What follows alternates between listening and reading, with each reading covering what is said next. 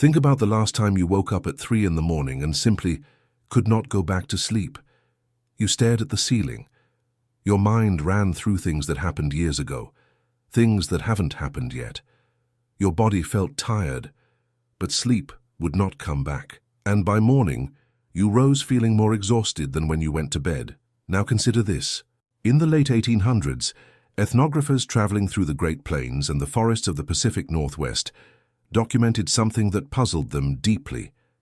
The elder men and women of many Native American tribes, people in their 70s, their 80s, some reportedly beyond, rose before dawn with a steadiness that younger explorers envied.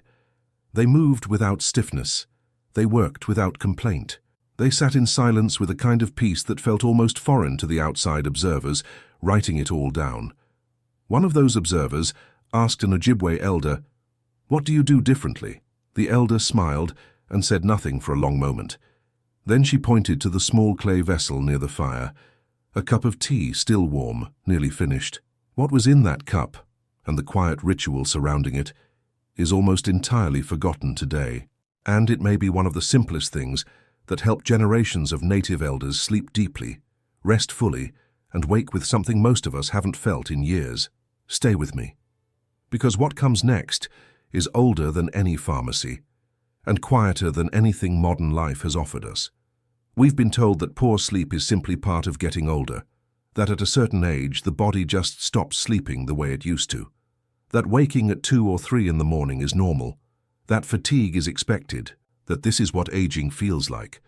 But many Native American peoples held an entirely different understanding. The elders did not accept that the night was meant to be restless. They believed, and this is important, that the evening held as much power as the morning, that what you did in the 2 hours before sleep either prepared the body for deep restoration or quietly robbed it of that possibility.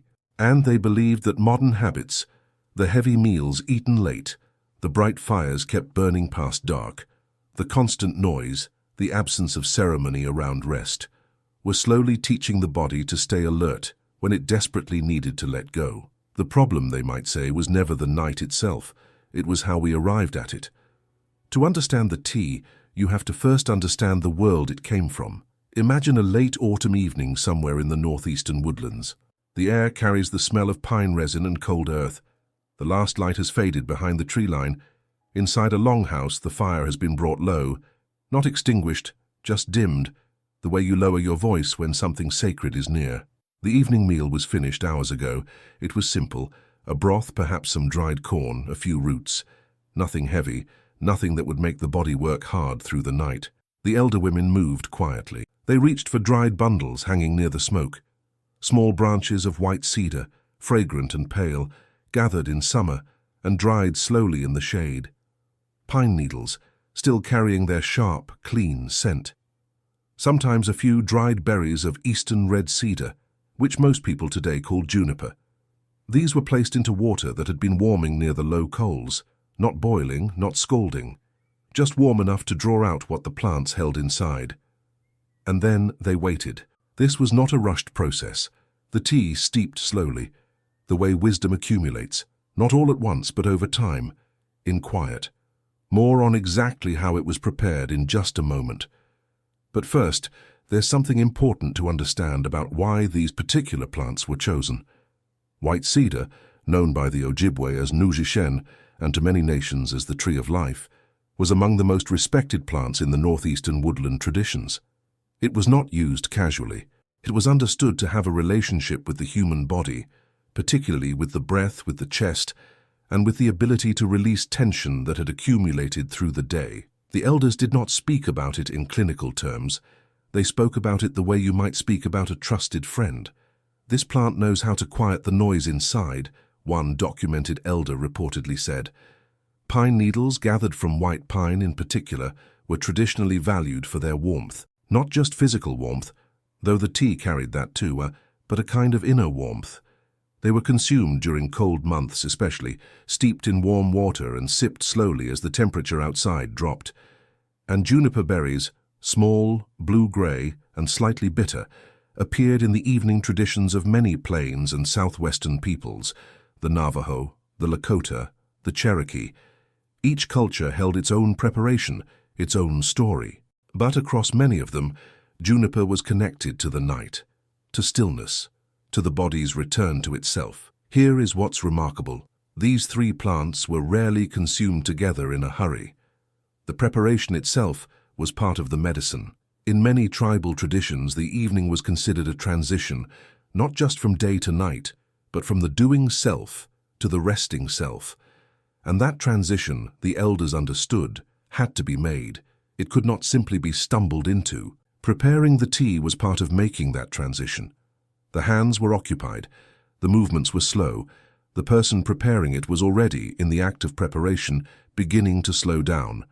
Water was brought to warmth, again not a rolling boil. Many traditions specifically avoided boiling the cedar, believing that too much heat changed something essential in the plant. Warm water, patient steeping. 15 minutes, sometimes longer. A small handful of fresh or dried white cedar leaves. A few pine needles, bruised slightly between the fingers to release their oils. Occasionally a few crushed juniper berries added toward the end. The tea that resulted was pale green, faintly golden in firelight. Its scent was the forest itself, clean, slightly resinous, deeply familiar to anyone who has walked through old-growth woods on a cold morning. It was not sweetened. It was not rushed. It was sipped slowly, in near silence, seated close to the low fire or just outside it, watching the darkness settle in. And here is the detail that almost no one talks about anymore. The tea was not drunk while talking loudly, or while tending to chores, or while settling disputes. The evening tea ritual in many traditions was accompanied by something that our world has made almost impossible to find. Quiet, not silence enforced, but silence welcomed. Children were already sleeping, or nearly so. The fires were low. Conversations had moved inward, into memory, into gentle reflection, into the kind of thinking that doesn't require words. The elders believed deeply that the mind and the body needed to receive a clear signal as night approached. And that signal had to be different from every signal the waking hours sent. Sipping warm tea in low light, in quietness near the earth surrounded by the smell of cedar and pine, this was that signal. The body, they believed, was listening. And when it heard this, night after night, it began to trust the night again. Pause for just a moment and ask yourself, what signal do you send your body in the hour before sleep? What does it hear? There is an idea that runs through many Native American teachings about the body that is so different from how we think today that it almost requires stillness just to receive it. The elders did not think of sleep as something that happened to you. They thought of it as something you had to prepare for. Rest, in this understanding, was not the absence of wakefulness. It was a destination.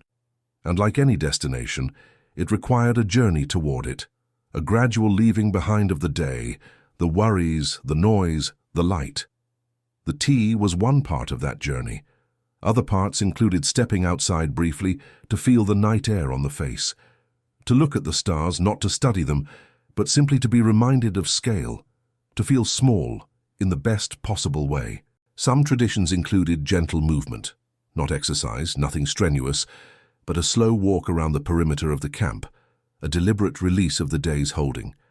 And the meal, crucially, had ended hours before. The stomach was quiet. The body was not laboring to digest while also trying to restore. All of this came together as a kind of conversation between the person and the night. "I am ready," the body said, in the language of ritual. "I am letting go," and the night answered. Think about this for a moment. How many nights do you go to bed with your mind still running at full speed, still processing the day, still answering imaginary conversations, still carrying the weight of tomorrow? The elders would have recognized this immediately. They had a name for it in many traditions, a concept that roughly translates to the day that will not release you. And they understood that without intervention, without ritual, the day would simply continue inside you long after the sun had set. Notice tonight, if you can, what the hour before sleep feels like in your body. Is there tension still held in the shoulders? A tightness behind the eyes? A mind that keeps returning to something unfinished? That is the day still speaking. The tea, the quiet, the low light. These were the elders' answer to that voice. In many northern traditions, the sleep tea became especially important in winter. The cold months brought longer nights. The body naturally wanted more rest, wanted to follow the rhythm of the sun itself, rising later, sleeping longer. But winter also brought its own anxieties. Food stores cold, the uncertainty of the season. The evening ritual became more important, not less. Cedar was particularly associated with winter in many traditions.